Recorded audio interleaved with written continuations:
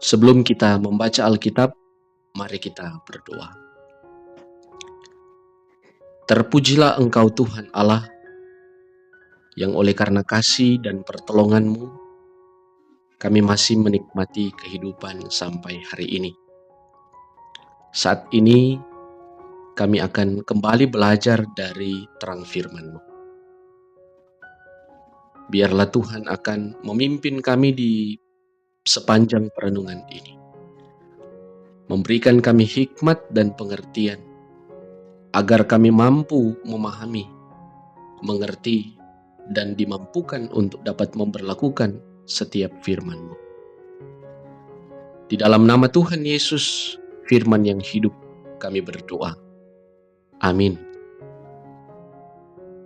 Marilah kita membaca Alkitab di dalam Ulangan 24, ayatnya yang ke-6 sampai ayatnya yang ke-22. Tentang melindungi sesama manusia.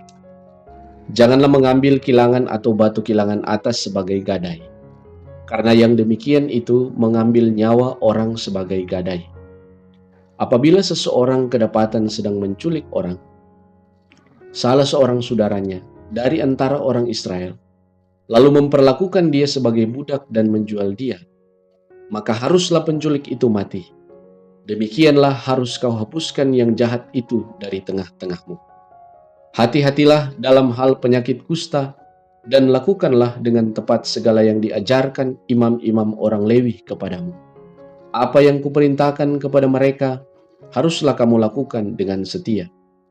Ingatlah apa yang dilakukan Tuhan Allahmu kepada Miriam pada waktu perjalananmu keluar dari Mesir.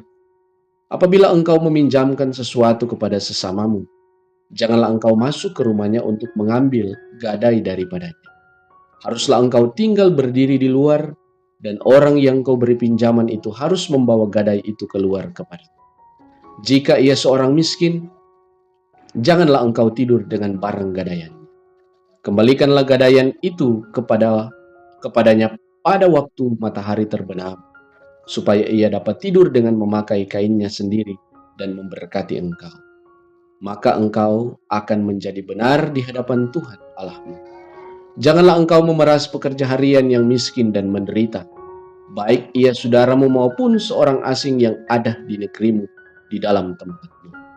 Pada hari itu juga haruslah engkau membayar upahnya sebelum matahari terbenam.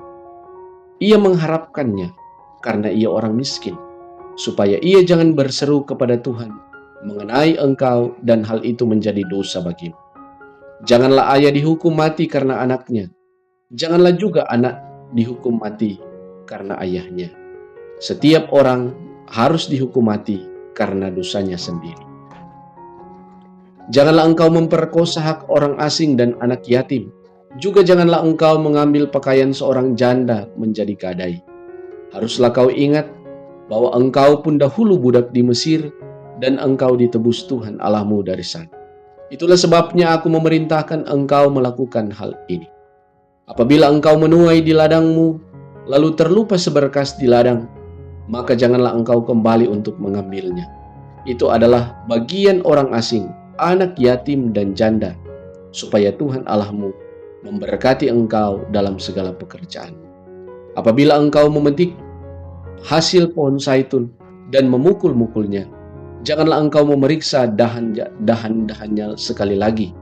Itulah bagian orang asing, anak yatim dan janda. Apabila engkau mengumpulkan hasil kebun anggurmu, janganlah engkau mengadakan pemetikan sekali lagi. Itulah bagian orang asing, anak yatim dan janda. Haruslah kau ingat bahwa engkau pun dahulu budak di tanah Mesir.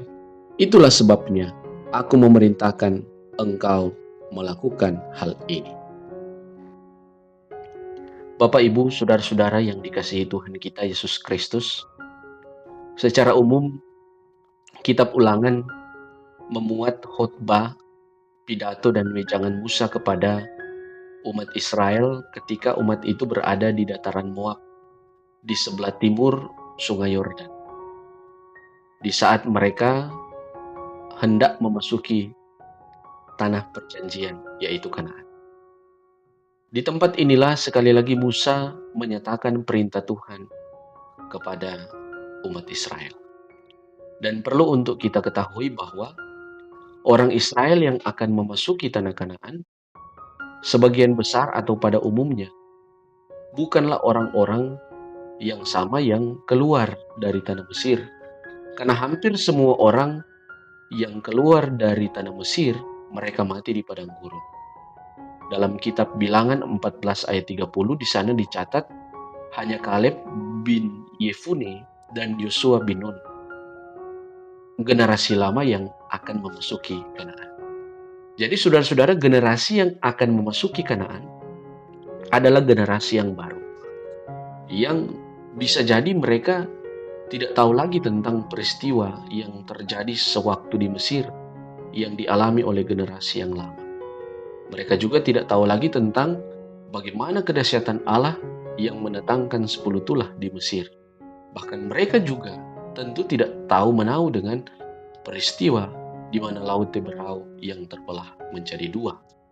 Oleh karena itu, di akhir pelayanan Musa, sebelum ia mati, ia memandang perlu untuk memberitahukan, mengingatkan lagi kepada generasi yang baru tentang rentetan-rentetan peristiwa penting dan dahsyat yang dialami oleh orang Israel ketika mereka ada di Mesir sampai mereka bisa keluar. Musa menyampaikan ulang dan mengingatkan lagi tentang ketetapan dan perintah Allah yang tentunya sebelumnya telah dicatat di dalam kitab Musa yang lain, misalnya di kitab Keluaran. Kemudian Musa memberi beberapa penjelasan melalui sebuah uraian yang dia sampaikan melalui khotbah. Dalam ulangan, Musa menguraikan secara praktis apa maksud dari setiap perintah Tuhan.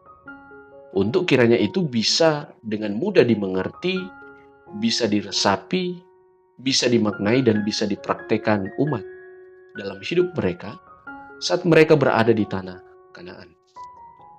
Kitab Ulangan memberikan gambaran bahwa Allah adalah Allah yang sangat mengasihi umat Israel.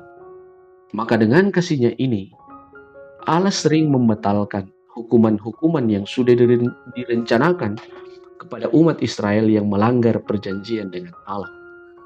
Allah sangat mengasihi Israel, bukan karena jumlah mereka yang banyak, bukan karena prestasi dan keberhasilan mereka, tetapi Allah telah mengikat perjanjian dengan nenek moyang orang Israel. Dan perjanjian inilah yang diikat kepada Abraham, Ishak, dan Yakub yang tidak bisa dibatalkan. Ketaatan mereka terhadap perjanjian Allah adalah sesuatu yang menentukan masa depan hidup mereka. Ketika mereka taat terhadap perjanjian itu, mereka akan hidup dalam kelimpahan dan keberkatan. Tetapi di saat mereka melanggar dan merusak perjanjian itu, mereka akan dihukum oleh Tuhan Allah. Karena hanya ketaatan pada perjanjian dengan Allah inilah, mereka bisa masuk di tanah perjanjian dan menikmati berkat kehidupan di sana. Saudara-saudara, mari kita lihat perikop bacaan kita. Tuhan Allah menginginkan umat Israel harus menerapkan pola hidup yang berkeadilan. Keadilan adalah perintah dan ketetapan dari Tuhan. Di mata Tuhan, berlaku adil bagi orang asing, anak yatim, dan janda merupakan tanda ketaatan dan kesetiaan umat kepadanya. Dalam Ulangan 10 ayat 17-19, di sana Musa telah mengatakan bahwa Tuhan Allah yang besar, kuat, dan dahsyat tidak memandang bulu ataupun menerima suap.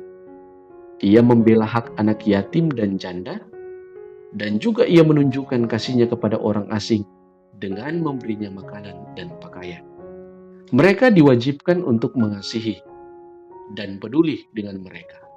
Sama seperti Allah peduli kepada Israel saat mereka menjadi tahanan, menjadi orang asing di tanah Mesir.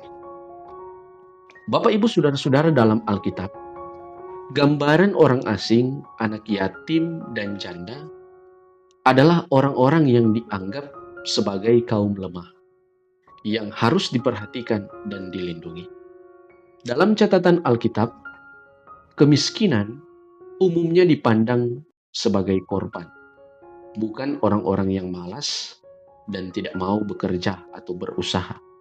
Dengan kata lain, mereka adalah kelompok-kelompok yang menjadi miskin dan menderita karena ketidakadilan. Saudara-saudara, dalam bacaan kita di ayat 6-22, Musa memperjelas petunjuk-petunjuk mengenai aturan dan perintah untuk melindungi sesama manusia. Misalnya dalam membantu sesama, dalam hal memberi pinjaman. Maka orang yang memberi pinjaman itu dilarang mengambil kilangan atau batu kilangan atas sebagai barang gadai atau jaminan. Mereka diajak untuk memberi pinjaman dengan maksud supaya bisa membantu meringankan beban sesama mereka. Dan tentu kita harus lihat di sini bahwa ternyata maksud dari pinjaman di sini bukanlah pinjaman untuk menjalankan atau menggerakkan sebuah bisnis. Tetapi pinjaman yang dimaksud adalah pinjaman yang diperlukan untuk menyediakan kebutuhan dasar hidup. Maka di saat pemberi pinjaman mengambil kilangan atau batu kilangan kepada yang meminjam, itu sama saja mereka membunuh mereka. Karena mereka telah mengambil sarana yang menjadi sumber mata pencaharian dari yang meminjam. Maka pihak yang meminjam tentu tidak tahu lagi harus mendapatkan penghasilan dari mana.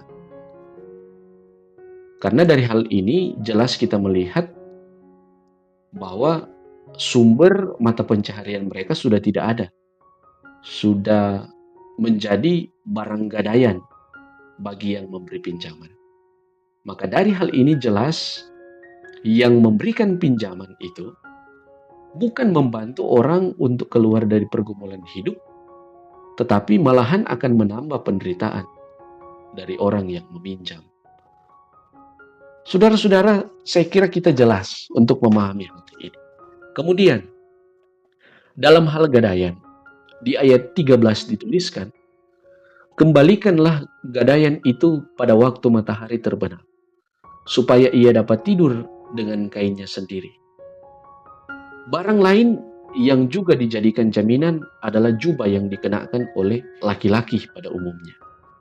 Nah, biasanya seseorang hanya memiliki satu jubah, dan jubah itu digunakan saat siang hari untuk melindungi dari sengatan matahari, dan pada malam hari jubah itu digunakan sebagai selimut untuk melindungi diri dari dinginnya malam. Jadi jubah bagi seseorang telah menjadi kebutuhan sehari-hari. Jadi kita bisa lihat di sini bahwa saudara-saudara, betapa menderitanya pihak yang meminjam ini. Ia memiliki beban dan tanggung jawab untuk mengembalikan apa yang dia pinjam, tetapi ia juga harus mengalami penderitaan, misalnya di siang hari dan malam hari, karena tidak ada jubah untuk melindungi tubuhnya dari matahari dan dingin di malam hari.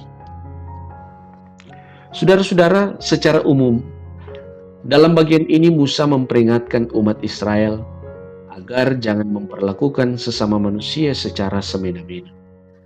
Harkat dan martabat manusia, siapapun dia, harus dihargai sebagai sesama manusia yang diciptakan oleh Tuhan. Umat Israel dilarang untuk menguasai sesama mereka, apalagi menculik, menjual, dan menjadikan dia budak. Musa juga memperingatkan mereka untuk tidak memeras pekerja harian atau buruh yang miskin dan menderita. Siapapun itu, baik saudaramu maupun juga orang asing. Dan bagi yang mempekerjakan seseorang sebagai buruh, mereka harus membayar jasa atau upah dari pekerjaannya sebelum matahari terbenam. Karena buruh itu mengharapkan upah itu. Tentu buruh itu bekerja untuk suatu keperluan demi kebutuhan hidupnya agar bisa bertahan hidup. Saudara-saudara, di abad 19 sampai 20, ada seorang filsuf yang terkenal bernama Karl Marx. Ia menganggap telah terjadi perlakuan yang tidak adil dari para pemberi kerja, yang adalah pemilik modal, terhadap para pekerja, yaitu kaum buruh. Dia juga mengatakan kaum buruh seringkali mendapatkan perlakuan kasar dan upah yang begitu rendah dalam pekerjaannya. Lebih lanjut, Marx juga mengatakan bahwa para pemberi kerja telah menganggap para buruh sebagai mesin produksi. Oleh karena itu, kita bisa melihat bahwa perjuangan para buruh setiap 1 Mei bukan hanya sekedar perjuangan untuk menaikkan upah, melainkan juga ada sebuah perjuangan mulia untuk menghentikan praktek kerakusan dan ketidakadilan dalam dunia kerja. Pesan dari perjuangan mereka adalah juga untuk memanusiakan manusia. Saudara-saudara, lebih lanjut, Musa juga melarang mereka untuk memperkosa hak orang asing, anak yatim, dan janda. Allah sangat peduli dan mengasihi mereka. Tuhan Allah tidak ingin mereka yang menderita semakin menderita. Umat diingatkan bahwa mereka dahulu adalah budak di Mesir. Diperlakukan budak di Mesir, umat Israel mengalami penderitaan yang hebat. Mereka berseru-seru meminta pertolongan kepada Tuhan. Mereka tidak tahan hidup sebagai budak. Apalagi ketika mereka ada di Mesir, mereka diperlakukan tidak adil dan tidak manusiawi lagi. Oleh karena itu, jika menjadi budak dan diperlakukan tidak adil adalah sesuatu yang mendatangkan atau membawa sengsara dan penderitaan, maka janganlah hal-hal yang demikian mereka lakukan terhadap orang lain.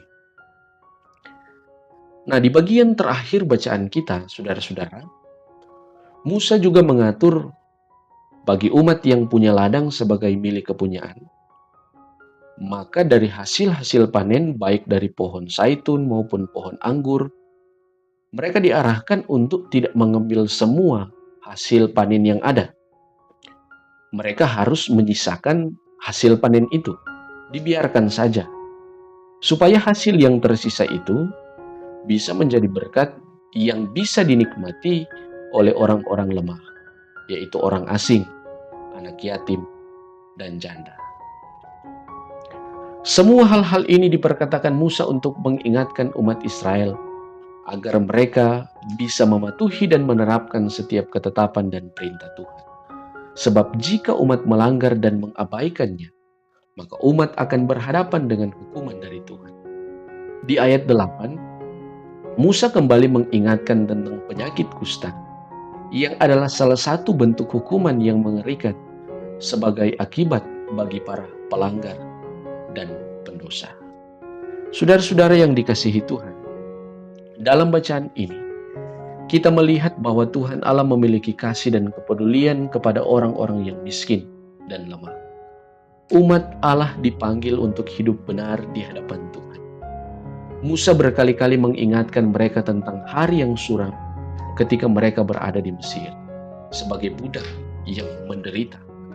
Namun oleh belas kasihan Tuhan, mereka boleh bebas dan kini hendak memasuki tanah Kanaan, tanah perjanjian yang penuh dengan kelimpahan.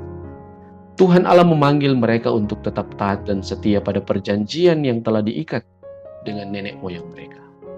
Bentuk ketaatan dan kesetiaan kepada Allah adalah dengan sikap hidup yang punya kasih dan keadilan bagi sesama. Tuhan Allah melihat manusia sebagai ciptaannya, di mana setiap manusia milik Tuhan, memiliki kedudukan yang sama. Maka dengan dasar ini, orang Israel diajar untuk tidak memihak dan tidak boleh pandang bulu. Allah memposisikan orang Israel secara bebas. Mereka diperhadapkan pada pilihan hidup, yaitu hidup dengan berkat atau hidup dengan kutuk atau hukuman. Orang Israel diajak untuk tetap setia pada perjanjian, supaya mereka memperoleh hidup dalam kelimpahan.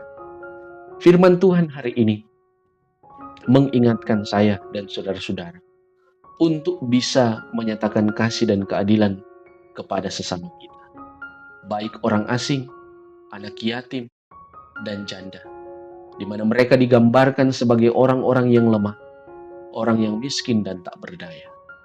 Siapapun kita, miskin atau kaya, di hadapan Tuhan kita sama. Kita menghargai dan mengasihi sesama kita, bukan karena apa yang dikenakannya, tetapi karena mereka adalah manusia yang juga dikasihi oleh Tuhan. Kalau umat Israel terus diingatkan oleh Musa bahwa mereka dahulunya adalah budak di tanah Mesir yang boleh bebas hanya oleh karena kemurahan Allah, maka kita sebagai umat Tuhan hari ini, kita juga selalu diingatkan bahwa kita juga adalah orang yang berdosa, yang kini boleh diselamatkan oleh kasih karunia dari Tuhan Yesus Kristus melalui kematiannya di salib dan melalui kebangkitannya. Kita diajak untuk memiliki kasih kepada sesama kita, karena Yesus lebih dahulu mengasihi kita dengan kasih yang sempurna.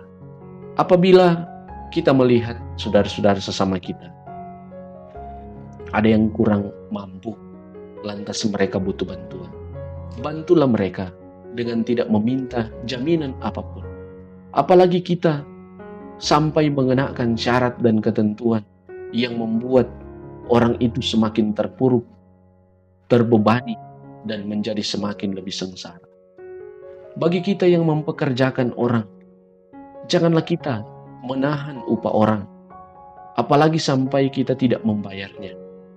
Kita harus menghargai setiap tenaga dan usaha dari orang itu, karena bagaimanapun pasti orang itu bekerja untuk bisa membiayai kebutuhan hidupnya dan keluarganya. Janganlah kita melihat sesama kita yang bekerja sebagai mesin produksi, tetapi kita melihat mereka sebagai sesama kita yang patut untuk kita perhatikan dan kita kasihi.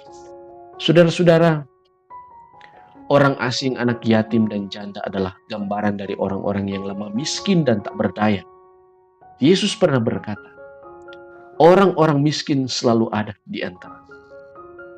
Maka, kita harus memiliki hati yang mengasihi untuk bisa menjangkau mereka yang lemah, yang miskin, dan tak berdaya.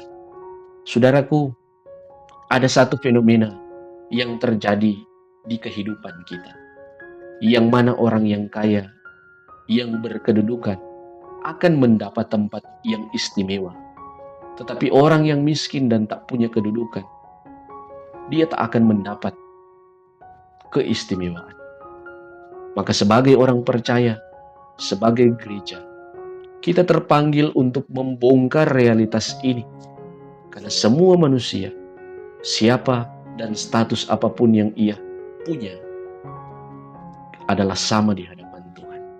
Pertanyaannya, siapa yang akan memulai menjungkir balikkan realita ini?